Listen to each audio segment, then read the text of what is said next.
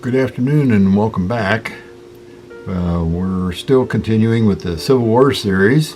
If you remember, the 7th Infantry was at Camp Joslin in Mound City. And I've been trying to find out something about Camp Joslin, and there's just nothing webbed about it. Apparently, this camp was used only for the 7th Infantry.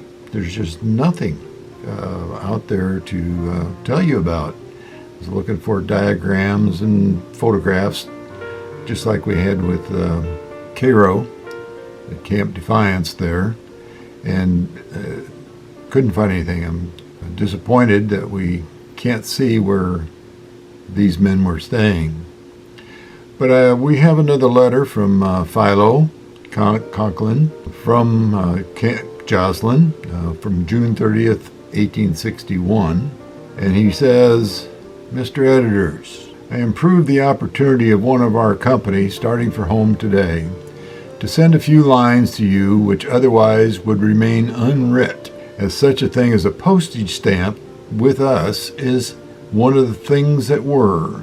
However, Uncle Sam makes some big promises for his boys to take effect this week, and their sutlers' tickets will be banished and our circulation will be in specie basis. Last Tuesday night, a large party of ladies and gentlemen from Cairo accompanied General Prentice and staff on a visit to us, with a number of the regimental officers from Cairo. We illuminated our quarters, built a large bonfire on the bank of the river, and erected a sort of impromptu platform on which General Prentice was soon placed and made a speech to us. The burden of his remarks were to the effect that it is our duty to enlist for the war. Colonel Cook replied for us and was followed by Colonel Oglesby and Colonel Payne. We had a good time generally, and it was with regret that we bade them good night as the boat swung into the current, headed homeward. Cairo band accompanied them, and as the boat passed from the light of the fire into the darkness of the night, they struck up Home Sweet Home, which I know sent many thoughts homeward. One of the members of our regiment was drummed out of the camp yesterday. He had been convicted of stealing from his messmates and of attacking a guard who was in the performance of his duties. It was a hard night, and while we could not help but pity him, we felt his punishment was just. I sincerely hope that nothing of the kind will again happen in our regiment. For the 7th, that sort of thing was rather rare. We are to march down to Cairo someday this week to be sworn in for 3 years. I don't think many of the Logan County boys will take the oath that day, though nearly all of them intend to go during the war. They prefer to stay until their time is out and go home and organize their companies there. We have made up our minds that it is the best way, and hope those at home who intend to enlist will wait and go with us. Immediately after I mailed my last letter to you, Alfred Pendleton, a private in Captain Holden's company, breathed his last. While no words from us could in the least alleviate the sorrow of his friends, it may be gratifying to them to know that Captain Holden and his officers did everything in their power to make him as easy as was possible for them to do. Our health is extremely good. There are fewer patients in the hospital now than there has been at any time since we left Springfield. I must tell you the opinion held of our regiment by the Cairo correspondent of one of the Cincinnati papers, a copy which fell into the hands of our boys. It is this: the members of this regiment, the 7th, is next to Billy Wilson's Zouaves. They will leave their mark on the battlefield and will have enough to eat. The first part in the reference to Billy Wilson we repudiate, but own to the rest. I am happy to say that our regiment sustains the best reputation where it is known the best. Yours truly, Philo H. Conklin. And then from the 11th of July, 1861, the Lincoln Herald, the soldiers remembered last week we suggested that someone make a speech to the people on the 4th for the benefit of our brave volunteers at Camp Joslin and if possible, obtain a little money to enable them to purchase such necessities as they require. In answer to the volunteer toast, we would give in another place. Samuel G. Parks, Esquire, responded, and after eloquent allusions to the cause of the Union, directed a few sensible remarks to the volunteers and the duty of the loyal people who remain at home to furnish them money for expenses. While he was speaking, Reverend Messrs. Montgomery Hughes and others passed through the immense crowd and collected about $34 in specie, which was received by Esquire Fisk and forwarded immediately to Captains Holden and Estabrook. Mr. Hedges then introduced the following resolution, which were unanimously adopted by the shouts, waving of kerchiefs, and other manifestations of reward. Resolved that we, the citizens of Logan County, assembled to celebrate the 85th anniversary of our national independence, remember our gallant volunteers now in the camp and on the field of battle with grateful hearts. That we send them our love and fervent gratitude, accompanied by our devout prayers that God in His kind providence will shield them on the day of battle and bring them off conquerors. That we tell Colonel Wyatt, Captains Holden and Estabrook, with their gallant commands, that their names shall, with our rejoicing on this glorious 4th of July, that we express our firm belief that such men who remain true to our flag and represent Logan County in any emergency on any field of conflict, that treason may dare to make a stand against loyalty.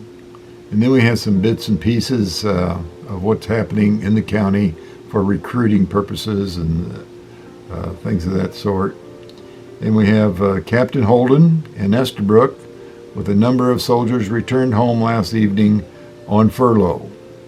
Lieutenant Wyatt is expected today. Captain Estabrook and Lieutenant Worthington are recruiting Company E in Atlanta. Captain Holden will leave with his company on Tuesday next on the 12 o'clock train. Let there be general turnout to bid them goodbye.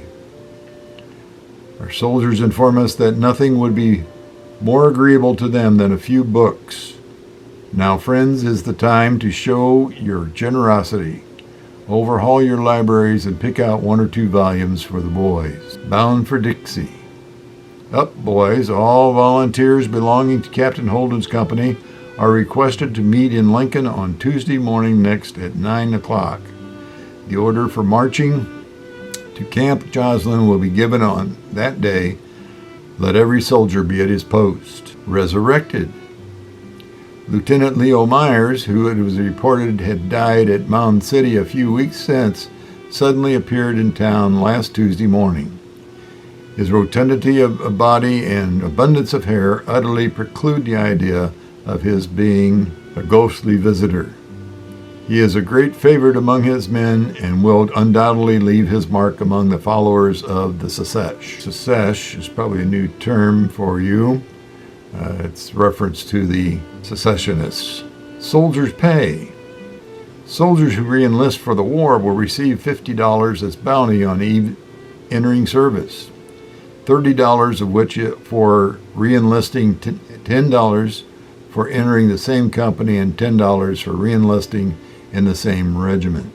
At the end of the war, the soldiers will receive a bounty of $100 in gold.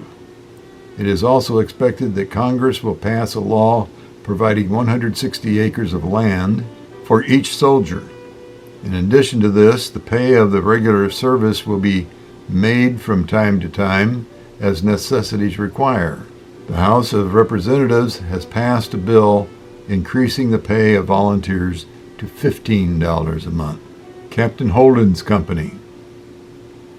Captain Holden informs us that the rank of his company is rapidly filling up, having already between 40 and 50 men, all healthy, vigorous, and brave fellows. The captain tells us he would be ready to return to camp Tuesday next. The soldiers all speak in the highest terms of their commander and believe he will win laurels for himself and them should the campaign bring them upon the enemy. Long live Captain Holden and the gallant Logan County boys. One more for this video. It's called Local Matters. This is from the 25th of July. Captain Holden left here on Tuesday last with his fine company of volunteers. The men were all in good spirits and did not seem to be discouraged by the news that had been received that morning of our defeat in Virginia. Below, we give the names of the new recruits who go for the war. We will endeavor to ascertain the names of the balance of the company in time to publish next week. We have Henry Albert, G.W. Ballard, Coles Barney, W.D. Bates, H. Bigler, Alan Broucher, W.8 Briggs, J.M. Clayton, Edmund Cook, Enos Dowell, J.H. Duff, W.L.D. Ewing, A. Fikes, J. Fisher, J.W. Fletcher, E.L. Forsyth, John Fowler, T.G.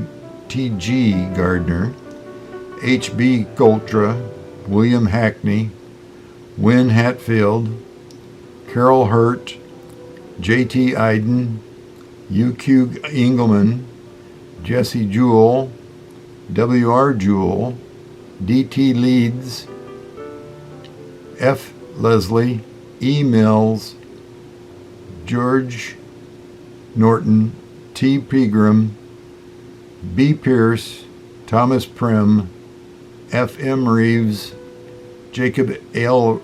Rhodes, W. Riley, W. R. Schwen, N. Shaw, O. H.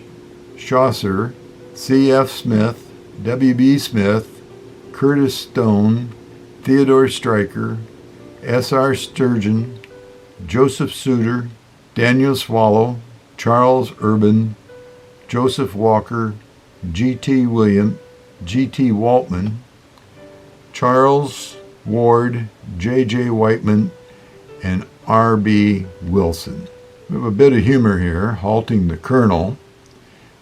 Captain Holden relates an amusing occurrence that took place between Jerry S. Donner of our town and Colonel Cook of the 7th Regiment while on board the steamer City of Alton the day of their departure for Cairo. An officer gave the sentries an order not to allow any man to pass on board. About 12 o'clock at night, Colonel Cook approached Donner, who was then on duty as sentinel, and was about to pass. "Halt!" cried Donner. The colonel halted and inquired, "By what authority do you stop me? I am Colonel Cook." Donner, pointing his bayonet straight at him, responded, "I don't care a damn if you are Colonel Christ. You can't pass here." The colonel was exceedingly wrathy at first, but after the matter was explained, took it in good part and declared that he wished every man in the regiment was the same stripe as Donner.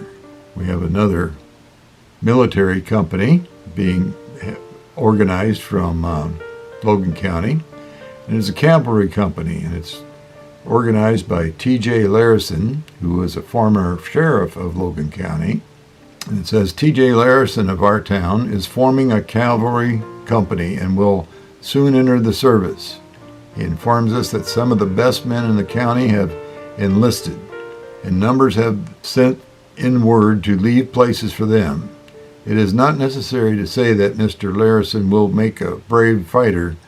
That is known in these parts. We have heard it said, however, that Tom is particularly fitted for the work he is engaged in, and that no man in the county possesses better qualifications than he for the labors of the battlefield. He is loyal, hardy, and possesses undaunted courage. Go with Tom. He will lead you bravely into the thickest of the fight. And he did well. So we'll be seeing a lot of Tom Larison there. On the 25th of July, we have our correspondent H.N. Estabrook of Atlanta has gone to the war. Captain George Estabrook's company left for Cairo yesterday. They are a fine-looking set of boys and will fight bravely for their country. We are informed that Captain Larison's cavalry company has been accepted. It is now nearly full and will form a part of the 3rd Regiment of Illinois Cavalry at Springfield. I don't know what happened there. They said the 3rd Cavalry, but his company ended up being in the 4th Cavalry. Return of the local boys. Quite a number of Captain Holden's company returned from Cairo Tuesday evening, their 3 months' time having been expired. They came home in great glee, well satisfied with their treatment and Uncle Sam as a paymaster. Most of them say they will re-enlist for the war. And here's a cruel story that was passed around the county.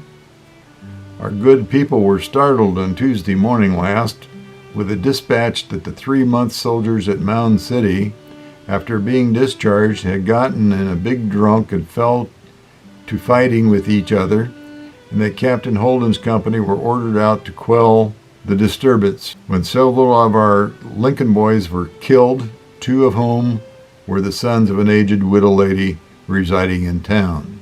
Our office was besieged by numbers to learn the particulars, but upon inquiring at the telegraph office, we found that no such dispatch had been received and that the story was started by some scoundrel for the sake of getting up and excitement. What a hard-hearted wretch. And I think we'll leave things at that for today, and we will come back and we'll have some more camp correspondence from Philo Conklin in the next video.